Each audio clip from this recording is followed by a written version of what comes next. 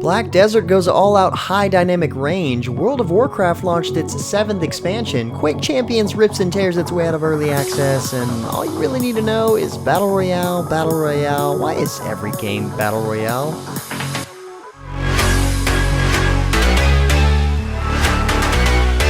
What's up guys, James Blonde here with a weekly recap for gaming news and announcements of the week of August 17th, 2018. First up in the news this week, Pearl Abyss held a 2-hour press conference last weekend and announced the specifications and release date for Black Desert Remastered.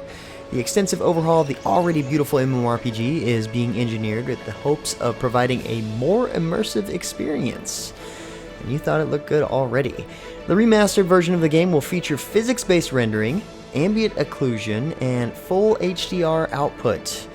3 renowned full-scale European orchestras and a choir has been chosen to use for recording the new music. On the actual gameplay side of things, the revamp will feature changes to Savage Rift, with monster spawn rates being lowered by 40%, and siege weapons seeing a global cooldown reduction of 50%.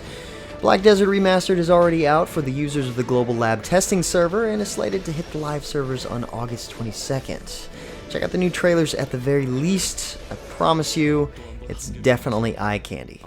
Next up, World of Tanks Mercenaries rolls on by taking over Chicago's Cantigny Park on September 15th, 2018 for a gigantic fan event for the console release. Wargaming will host multiple gaming stations at the park where attendees can jump into 690 plus metal monsters from over 10 nations and duke it out on the digital battlefield. Wargaming West, based in Chicago, will host presentations throughout the event, and players can look forward to a sneak peek at an upcoming Mercenaries event. There will be activities for the whole family as well, including races, tank-themed sporting events, an obstacle course, a tank building and coloring station for children, and a cardboard tank decoration station. The first 200 people to confirm their attendance at the player gathering will also receive some Wargaming goodies and in-game codes. And now trust me, I've been to some Wargaming events and yeah, they give you some pretty cool stuff. So if you're in the Chicago area, you might want to check it out. On a slightly similar note, the model of a modern major military shooter known as Warface officially makes its way onto the PlayStation 4 this week ahead of its full launch, which is planned for mid-September.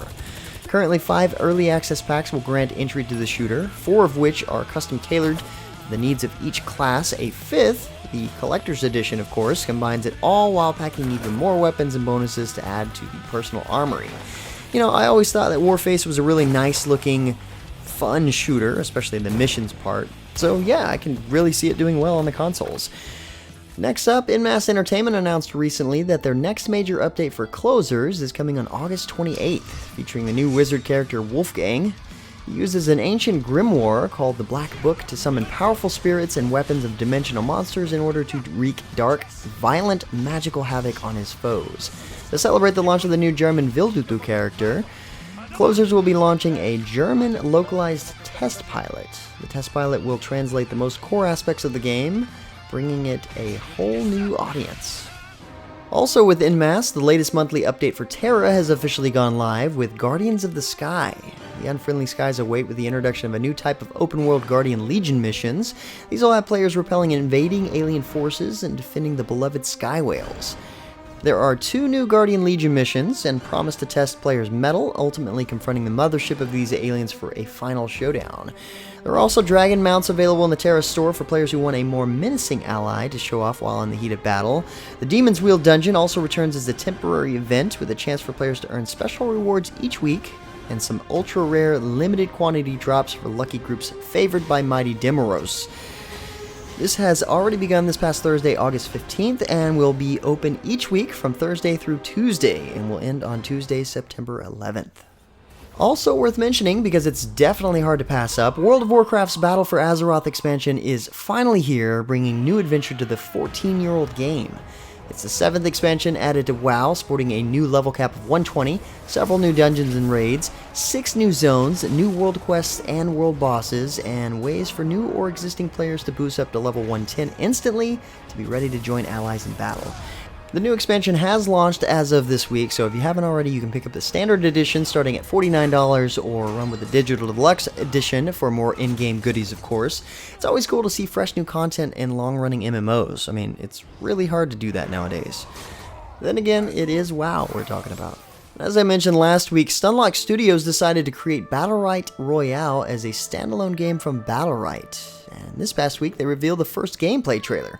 Interested parties can actually sign up for the beta through the link in the description below, but in this trend-chasing take on the Battle Royale formula, players skydive from the back of a mysterious flying creature to land on Talon Island and begin exploring the lush and colorful surroundings.